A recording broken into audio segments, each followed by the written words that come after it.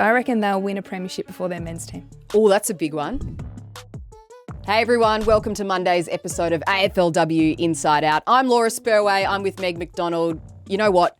Let's get around Meg McDonald and give her a little bit of a hug because you've had a rough few days, Meg, but I'm glad you're here. I mean, I've had a brilliant few days in terms of AFLW. I'm sure we'll get to celebrating that, but football in general and my last few hours in particular have been rough. Listeners will know we spoke about my AGSV APS grand final that took place on Saturday, and without giving you a play-by-play, let's just say we led it every turn and yet were overrun with the last kick of the game from beyond 50. So it was rough. That's footy. That's footy. That's the experience, and that is the speech that I tried to give to the players How'd that go? A lot of emotion and their parents. Look, I'll let them tell you next time. You were there. I was there. Sorry, I should say. I was there. That was part of the pregame. I said, you know what? No matter what happens today, girls, you give everyone that watches you a lot of joy. And I've had people in my life come and support you because of how much being part of this program has really helped me in my first year out of the game. So there's a lot to take away from it. I had experienced loss and disappointment in sport before. They had a history of, I think, winning 10 or so in a row. Not so much. But yeah, I gave them it's all part of sport and you should be proud of how you've taken the standard of this competition forward speech. But Gil was right in the end. He got into me on Friday and I was pretty confident. I looked down the barrel and I was like, no, we've got this covered. But yeah, that's okay. Next year, onwards. But we both worked on the game on the weekend on Spuds game. So let's go inside the first game of the season because what a great occasion. And I think today, the wrap up of everyone looking at how many people actually turned up for this double header. Obviously, St Kilda v Carlton. Carlton wins by 26 points. 20,455 people, the crowd for the AFLW game. That's a record at Marvel. That's, more than was at the grand final by a long margin last year.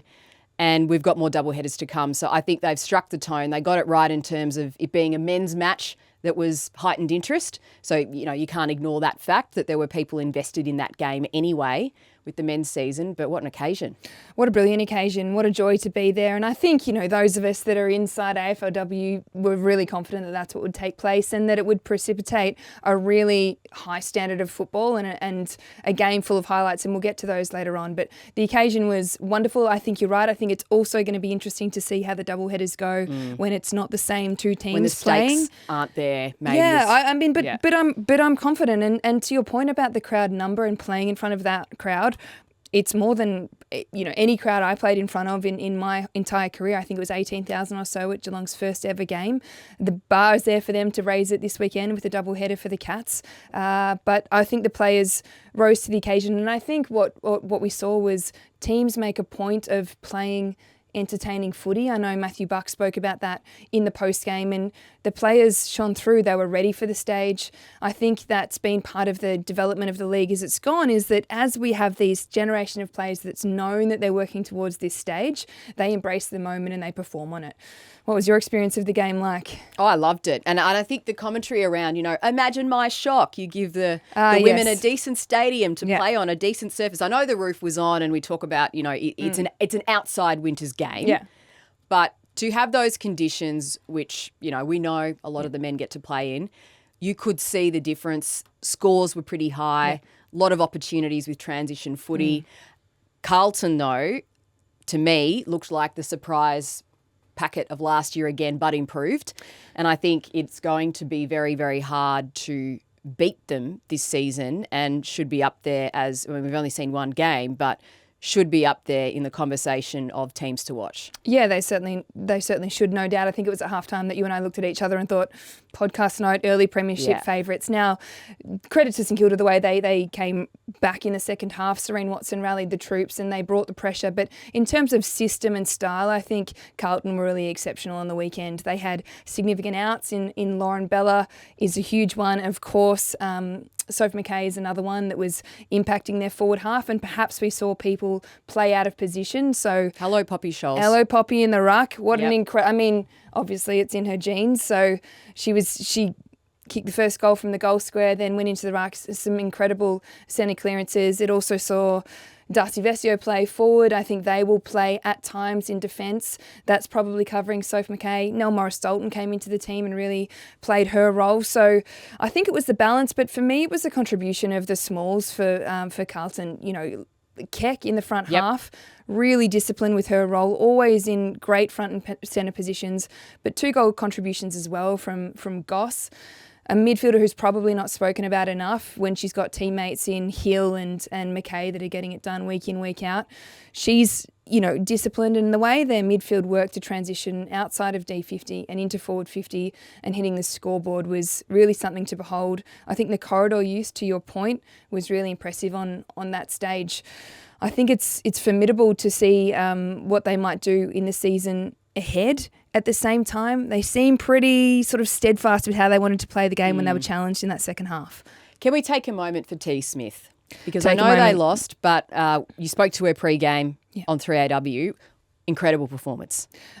Unreal performance, and possibly not the performance that on the stats sheet stood out the most. Yep. I think a few of the Carlton players had, you know, if you're looking at high number of disposals, but to the eye and to the impact on the game, what an incredible response. Her speed out of stoppage. There possibly wasn't enough attention given to her at certain centre bounces, but it's difficult to stop players of that calibre. We had a taste of it in Australia v Ireland, and she's had an injury-interrupted career to this point, but the promise has been there from the beginning, and she's really beginning to show it. The captain stood up, I think, to try and get that run and carry off half back, but T, as vice captain, went into the middle, kicked 2 goals herself. She had over 600 metres gained, which is an extraordinary number in AFLW, and she really looked to lift her team. I think it's going to be a matter for the Saints of whether they can get on the same page in how they want to move the ball, and if they can get slightly more effective disposal going inside 50. They had great key forwards who were leading up at the ball. We probably didn't see enough completion of marks inside forward 50 for them to hit the scoreboard.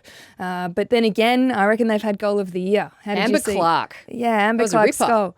It was a ripper. Soccer off the ground, the half volley. It's hard enough to get it in your hands off a half volley, but to have the audacity to take that shot in the celebration, it really was, it was a moment in the game where you thought the Saints were coming back. Yep.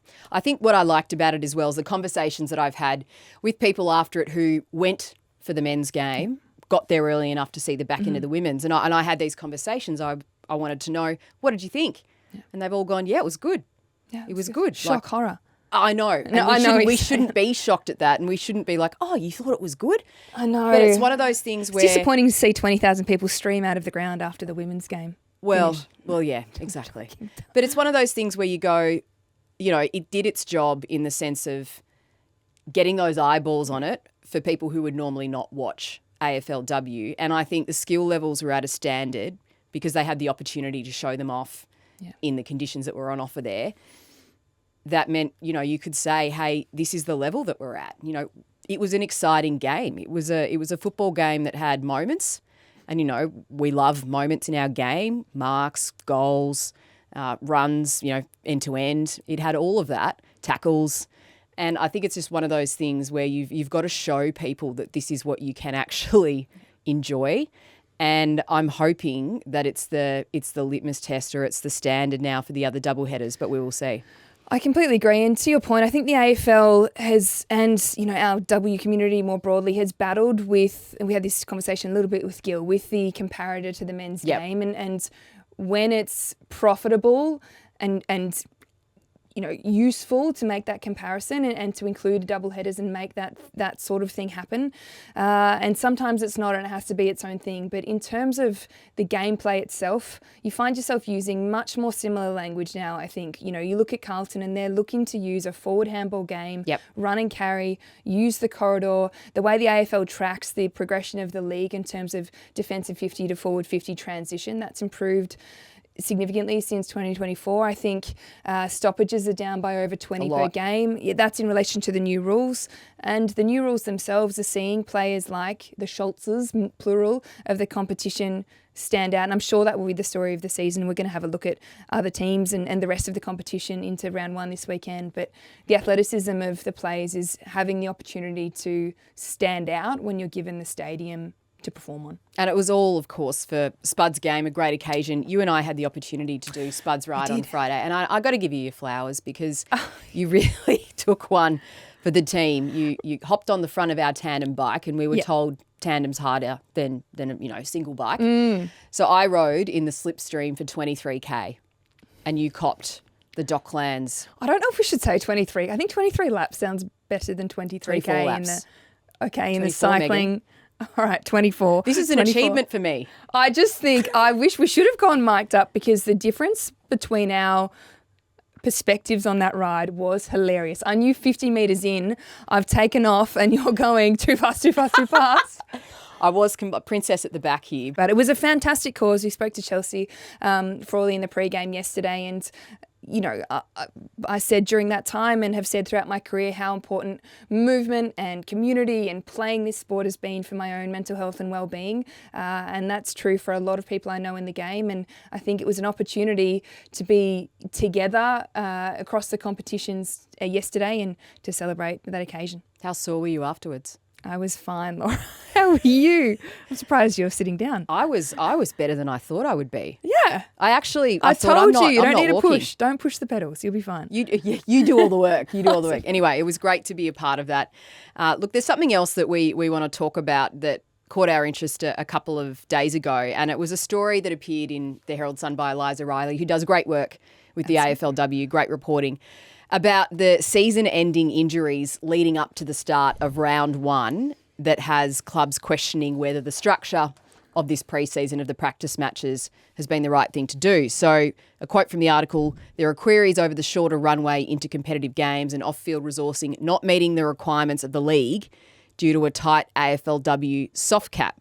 The interesting part of it all for me is another a point that's made in this article is when you are advocating, and a lot of the captains were advocating for more games and we want to play each other once, there's that tension there between saying, are we getting the length of the preseason or the number of practice matches right versus, well, we want to extend things anyway.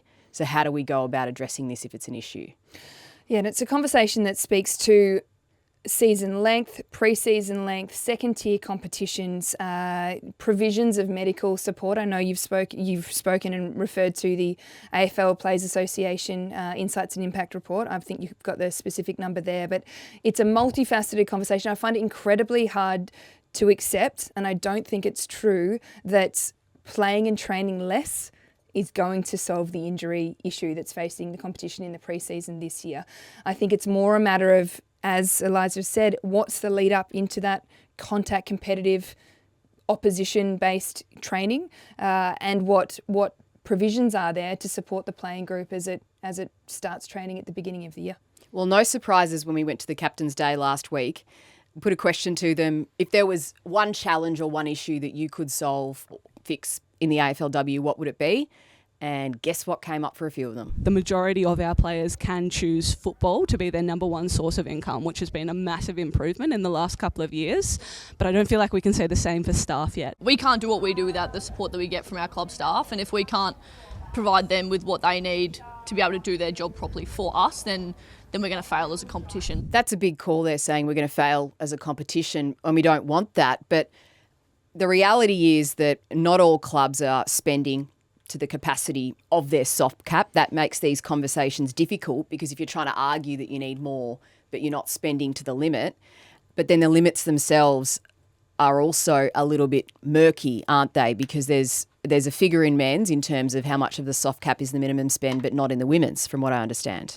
Yes, that's right. I believe the men have to spend 90% of their soft cap as a minimum. The women's soft cap this year is $1.275 million, and it'll go up another $100,000 next year. I think, and you hear it in what the players have shared there, that for a long time our tool to advocate for progress was in a CBA negotiation, which is largely around player wages. Been part of that throughout my career, and we've seen significant advancement. I think it's 77% increase it will be by 2027 on what players were earning in 2022. Now it's time for the soft cap and for the off-field spend to go along with it, because these players are ready to be elite athletes. As I think it was Gabby Seymour shared there, most players are in a position that this can be their primary, if not sole, source of income. But you need the staff around to help facilitate that. And that's the question that's facing the clubs and the competition is is soft cap the next frontier for the playing group? I wonder if those players know whether their club is spending the soft cap. And then the broader question is, well, what's motivating a club to spend on their women's program, to use all the deductions that are available to them and make that investment? Because we need to transition the competition from it's fantastic to have a women's program as a participation, representation, inverted commas, right thing to do, part of our club, part of our identity, to it exists to win premierships just as much as the men's. I think the problem is that we hear a lot about the staffing. We hear a lot about the fact that a lot of the staff on the women's programs, the medical staff, are part-time, and that means it's challenging for them to only have one job, because that doesn't necessarily earn them the income that they need. But this AFLPA report that you mentioned earlier says that last season, this pertains to 50% of clubs always adhere to the CBA standard of having a doctor at all contact training sessions. So that means half don't. Issues reported during the 2025 season: doctor lateness or absences, physios taking on doctor responsibilities, including concussion tests, persistent use of locum doctors, which delays care due to unfamiliarity with players. Clubs report the AFLW soft cap limitations make it difficult to recruit and retain doctors at competitive remuneration levels. So that's a problem. If there are only half of all clubs meeting a CBA requirement to have a doctor present at practices, that's a problem. Yeah, it's a huge problem, and one that's difficult to solve, because these professions have high incomes. You know, when they are out in the real world, Hundreds of thousands, yeah. Hundreds of thousands at the private practice. To incentivise them to play in this game when you have a combined soft cap of 1.275 million is challenging. So, yes, there are clubs that are looking to. There are ways of sharing it across both programs, but I think you need specificity of, care for a women's program, and then you just need more hours and more accessibility for these players to use the support that's required to play and perform at the highest level. This is a big question, and when we eventually speak to someone from the AFLs, we hope to do on this podcast, where do they spend their next dollar on the AFLW? Because there are so many options when it comes to where we're putting the money for this game. It's not as simple as saying we'll do the soft cap, we'll give you more money to pay doctors. There are so many areas of it that actually need the investment. So where does the next dollar go? I've been asked that question before. I don't know if I have the answer. I probably agree that soft cap's one of them, but we've just come off a game on the weekend that costs money to put that broadcast on. That's one thing that the playing group and the league has advocated for. So there's broadcast, there's soft cap. Yes, the player wage is at a really promising point and on a promising trajectory, but I don't think any team would suggest that list size is where it needs to be either. So part of Eliza's article was the addition of, it was at 13 or so replacement players thus far. You've got a list of 30 players, you have 16 aside, so you can't even train 16 v 16 on any given day. You have players that come and give their time to be train-ons with the hope that they can get onto the list one day. But the reality is, if you are given the opportunity on the list, you have what is effectively a 14-week window to try and make your mark on your team and on the competition and be rewarded with an ongoing contract. It's not long, is it? 14 it's weeks. Not a long time, and the pressure's on, and lots of those players will go back into the system with their eyes open because they will have been given an opportunity in the past. So everyone should be celebrating that chance to play at the highest level and to be given that exposure. But you want people, and I'm sure it's the goal of the AFL Players Association, to have the net impact of their involvement in the competition be a really positive one. And have we gotten to that point yet? I'm not sure that that's true for everyone. We're going to move now to the rest of the games ahead for round one, because we've got a Thursday night game, which is great, same as last year. Given the clear air slot, men's don't play on the Thursday night. So that game is Hawthorn and Melbourne. We'll go through the fixtures for you and also get some little takes and predictions on the teams coming up this year. Hawthorn, for me, were one of the other really exciting teams to watch, and then just sort of bombed at the end of last season. Yeah, for the second year in a row, they went out in straight sets in the final. So positive that they're getting through that qualifying period. I think the loss of Eileen Gilroy is a huge one for them. One of the greatest Irish players to have come across, and her impact's really significant. They've also lost experience in Exxon, Stratton, Lucas Rod's gone to Sydney, Kemp.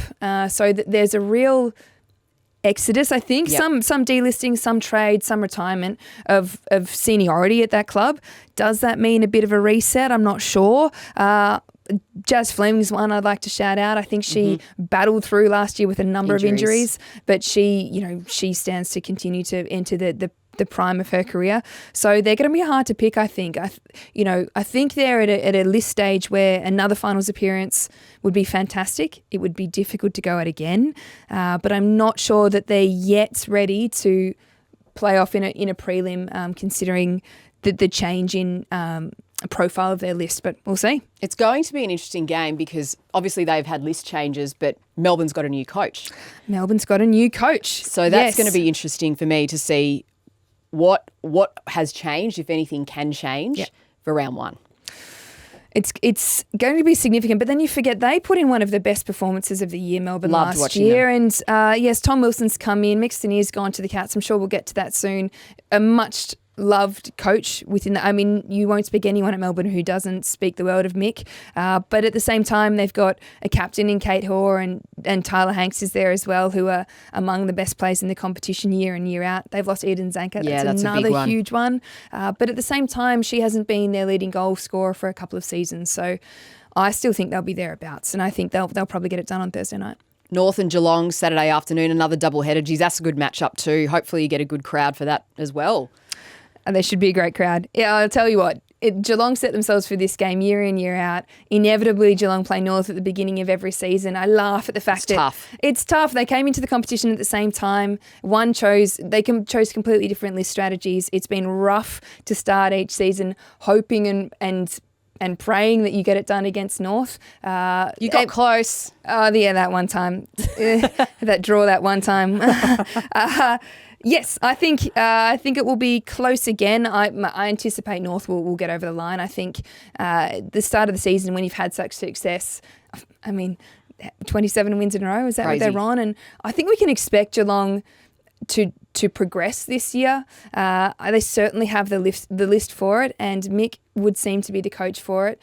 I think it's probably naive to think that it's a matter of clicking your fingers and having that impact be evident round one. So I think we'll see them progress and start to embrace the presumably new game style as the season progresses. I'll be pretty excited if they get it done round one. Saturday night is Richmond and Collingwood. Now, Richmond has totally overhauled a lot of its W staff. I mean, one of the stories at the back end of last year was that the number of movement or the amount of movement that they made with necessary, with staff. I think so. I think it was necessary. What about you? Yeah, certainly. I think they've been a team that's struggled to make an impact for a number of seasons. They've had some of the best players to have ever played the game play. Katie Brennan's still there, so we'll continue on in that role, and I'm really excited to look at what the next year or so of her career looks like now that she's no longer in the captaincy, because to be fair, she's one of the greatest players I've ever had to try and defend. So I would love to see that come to fruition for her. I really love Gabby Seymour was in our vision before. Gab's, I think, got incredibly high standards as an individual, is a great impact on the league, and I think knows how to lead a group of people, as does Ellie McKenzie. That's going to be tough, that injury, though. I know. I mean, it was funny because that was one of the late ones that sort of came out in the wash of the Australia v Ireland game. And after covering it, we were saying, okay, so there's been no injuries that'll really impact anyone for the season. Ellie McKenzie. A big one, It's a significant one. She's, an elite user of the competition. She has that ability to impact in the middle of the ground and hit the scoreboard as well. They've got, Mon Conti's, an A grader, so they'll be able to cover her absence. It's going to be a matter once again of their ability to hit the scoreboard. I think, in this game, it'll be two teams. I'm sure you're about to ask me about Collingwood, who I'd are just probably like to see them looking improve. Yeah, you want to see them. What does that look like? So they finished in 15th. Collingwood. But have turned over a third of their playing group. Significant change there as well. So I don't know how many opportunities these two teams will get to get a win on the board. I don't expect them to be finalists this year with the changes that they've made. It's always hard to predict in the W competition. So they will have marked this one in the calendar as an opportunity to get off to a good start. But I think Collingwood's going to struggle with the injuries that they have an incredibly young list, and some of their senior players will be missing at the start of the season. So they're certainly up against it, and we'll see how they go. Another one on Saturday night is the Gold Coast and the Dogs. Now, that was one of the games that got shifted and has been pretty inconvenient from what I've heard from some family members of Doggies players in terms of it becoming a night game, something else being on the Gold Coast. There's a lot of people that can't go now. So we were talking about the effect of that, and this is one of the teams that have felt it. But, Gold Coast is another team that I would like to see improve this year. They didn't have much luck last year either with injuries, but they've brought in Erin Phillips, who you would think would have a great impact. I mean, she is someone that you'd want at your footy club. Oh, no doubt. One of the, if not arguably the greatest player to have ever played our game, and has lived a lifetime of high performance, first in basketball, then in AFLW. And I think that's a perfect marriage of her legacy as a player in the competition, her standards, and the list profile that this team has got now. I think there's been some renown amongst the Gold Coast that they've always prioritised youth and talent over experience, and we've seen them lose Lauren Bella and Whitford once again. I think it's time that they commit to this playing group, and I'm sure they will. They have significant draft additions. We've got Sunny Lappin and Ava Usher to name a few. I'm sure they'll be in plenty of people's tips for Rising Star. And then they've got Havana Harris, who, when you look at the preseason footage, I look at her and I put her in the same category as both the Schultz sisters, and I think, Are you sure you're not going to LA 2026 instead of playing this? Or maybe we'll just 2026, whatever it is. When are the Olympics? Couple of years. I think they can gear up to that to get to make their impact there, because they are supreme athletes. And the next evolution of the competition will see players like that really dominate. So I think Gold Coast could be a real riser. I think my hot takes. One last one on the Gold Coast. Yeah. I reckon they'll win a premiership before their men's team. Oh, that's a big one. There you go. That's a good one. I like that. Yeah. Well, I mean, we'll have to see how they go, but obviously they haven't covered themselves in glory with the men's program Not saying it's this year. I'm not saying it'll be this year. Would be a big ask, but in the next, I think a lot of people in the comp think it'll take a season or two and then they'll win 5 in a row. So we'll see. Anyway, your Doggies, go. Tell me about them. The Doggies, look, I know they're hungry to do better. I think we really saw them improve at the back end of last season. Yep. The feeling there seems to be that they've come along more since then. And are hoping to do better. They ended up finishing 12th, but it's not really a reflection on what the end of season 2025 looks like. But, I mean, there's a chance that Alice Edmonds won't be playing. That's a really, really big out for them if that ends up being the case. But I would like to see them go further up the ladder as well. I think they have the right methodology, and all reports from the series of practice matches is that they've made significant improvements. Yep. I think it looked scrappy at times last year, but I think that they know that run and carry and handball use and putting speed on the game is the way to go forward. So I think we can look forward to a significant improvement from them, and I think they should set their sights on finals, no doubt.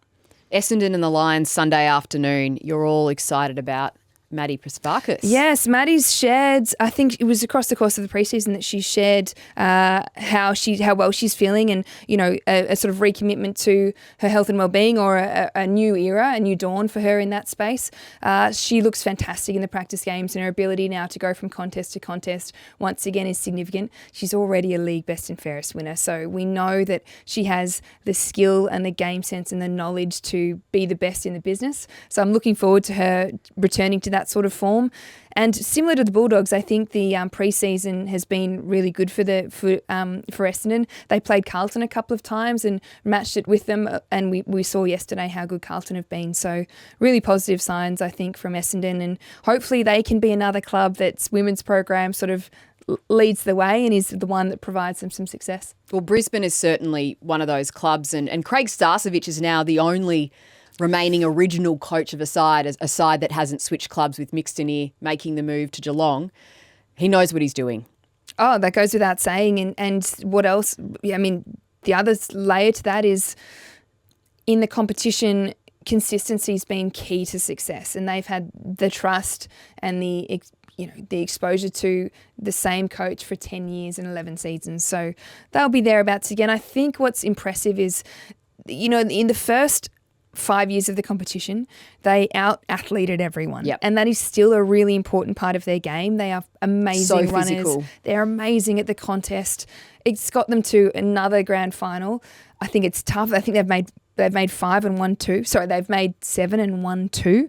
5 losing grand finals is tough to take, but they're thereabouts year in, year out because of their ferocity and the way that they embrace the fundamentals of the game from a contest point of view. And then that's backed up by really solid defence. Bree Conan's, one of my favourite captains in the competition and one of the best defenders we've ever seen as well. So they'll be thereabouts once again. And I think this season will be a real tell for how the up-and-coming teams are matching it with the teams that have been there for 10 years. Adelaide and Sydney on Sunday afternoon. Now, Adelaide have lost some big players, but they've also made some big recruits off the field.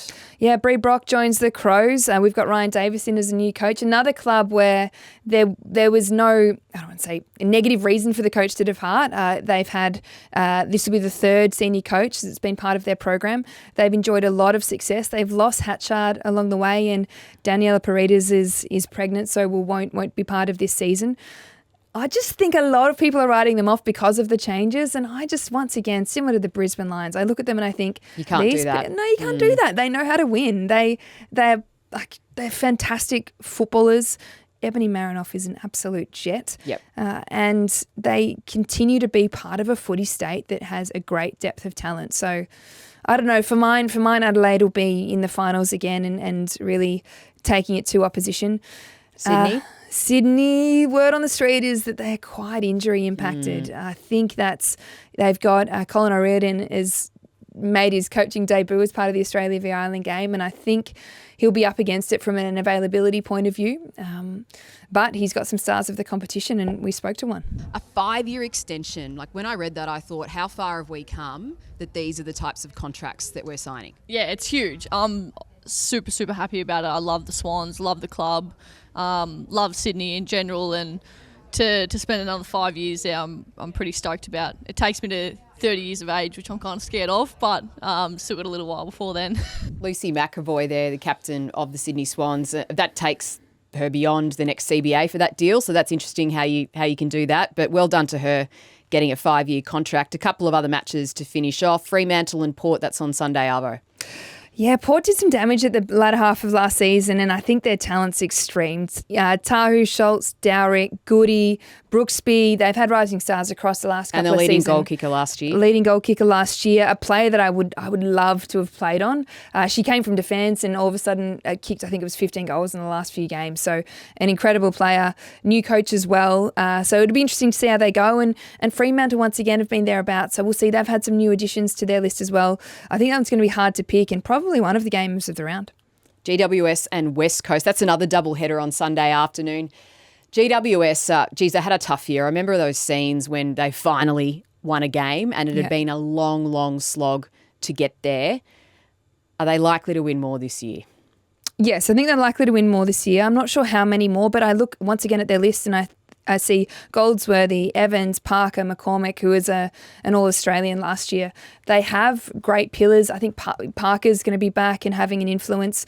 So they've been a club they're an inaugural club of the competition. They've long been celebrated for their integration of the women's program, which we know is important to the sense of well-being of the players and consequently their performance. So they're a team I'd love to get around and to see take the next step and string a few more together. And the final predictions, which we will give you, but we know we all, generally get wrong at the start of the year, the start of the season predictions. Premiership, I'm going to say D's.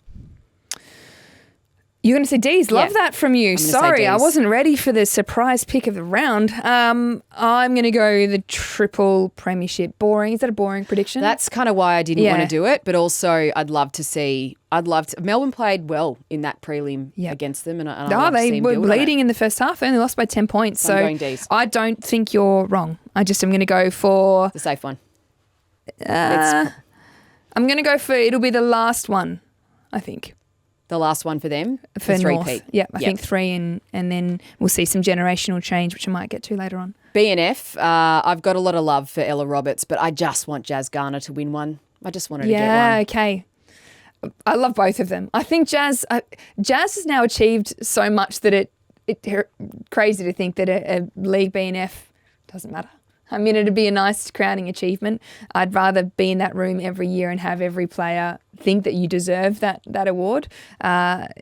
She a good one from you. I've got a little bit of a biggest storyline that might contradict my guess, but I say Kate Hoare year in, year out. I would love Kate Hoare to win it. Yep, I'd love her to win it too. Leading goal kicker. Now, I've put Talia Randall just purely because she kicked 4 in Australia v Ireland. Yep. And I thought, okay, here we go. No, great call. I'm going to go. Well, you highlighted Indy Tahu in the game preview, so I'll go with Indy. I think Back she'll to get back it done. leading goal kickers. Yep. Biggest storyline. Tough to pick it now. Yeah. For me, I think it's going to be the crowds and the double headers. That's a big Yeah. shift this season. There's going to be a lot of eyes on those figures, how that's gone with viewership, how that's gone with attendance. And is this the start of that tipping point where we do bigger and better things with AFLW? I know they want to go bigger on Ireland after how well that did. Let's see what happens with the double headers. Love that. I hope that's true. I think we're off to a great start and we should get it done. I've gone with this is a bit of a hot take. Prosparka's sisters tie in the league BNF. Oh, Yeah, I'm so going same with it. votes for Maddie and Georgie. Same votes for Maddie and Georgie. Number 2 for Maddie. First one for Georgie. I don't know how Kate Hoare will feel about that, but I'll go with that. And or I think North, as I said, I think North will win 3. I don't like retiring players, but I think it would be wonderful to see Emma Carney retire as a triple premiership player. I think she's an 8-time All-Australian. Yep. She's been an incredible player from the inception of the league right the way through. Often there's, you see social media clips where they're debating who's the GOAT of our competition, and she doesn't get mentioned enough. She's been an incredible player and I think has been at the forefront of the progression of the way that we move the ball as a W playing group, and that's led to 2, possibly soon to be 3 premierships. Imagine that, 3 premierships. Yeah. I mean, you obviously might get can't them as a imagine, coach. so- You might get them as a coach, next year. That's next year. She says less than 48 hours after losing a granny. I got you back, Next I year. promise.